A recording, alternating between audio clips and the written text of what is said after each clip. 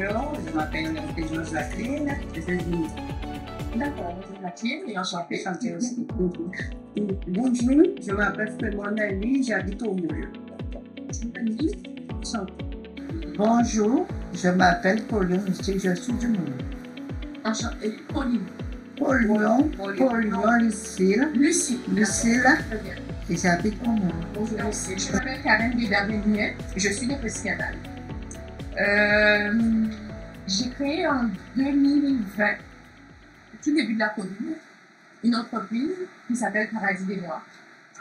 Ouais. Et comme son nom l'indique, on est spécialisé dans tout ce qui est transformation de noix. Donc, quand je parle des noix, je ne parle pas juste des noix de cajou. Toutes les formes de noix, les pistaches, enfin, vraiment toutes les formes de noix.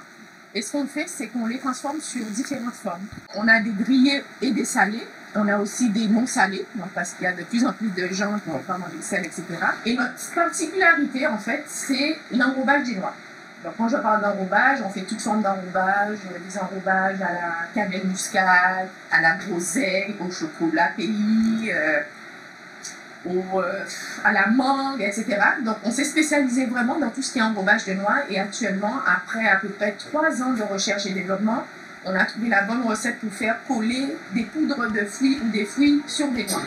Est-ce que c'était facile de créer une entreprise, même si on sait que ici en Guadeloupe, c'est pas Je dirais pas que c'est une aventure, un long fleuve tranquille.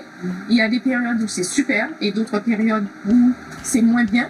Mais moi, ce que j'ai appris, c'est que dans les périodes les plus difficiles, on en a toujours le plus appris et c'est ce qui nous a permis d'avancer. Quand les gens pour aller pour encore avoir Alors, comme ça, non? j'ai pas du tout étudié en agrotransformation. Donc, ça vous montre, mesdames, que vous n'êtes pas obligé d'être diplômé supérieur de quelque chose en particulier pour exercer. Vous n'avez pas besoin de tout savoir pour créer une entreprise.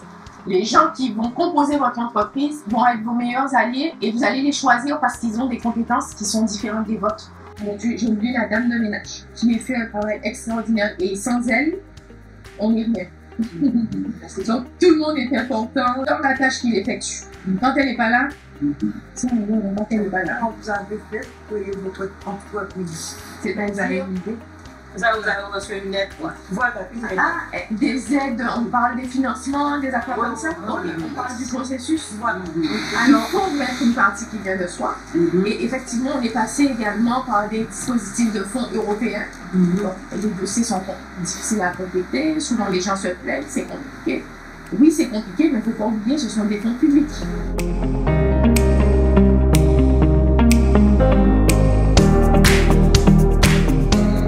La concurrence, c'est comment vous positionnez? Alors, la première chose, c'est que c'est pas, on a toujours des concurrents. On n'est pas dans l'entrepreneuriat, il ne faut jamais se dire ah, on est tout seul, on va rester tout seul. C'est pas vrai. Et c'est même pas souhaitable.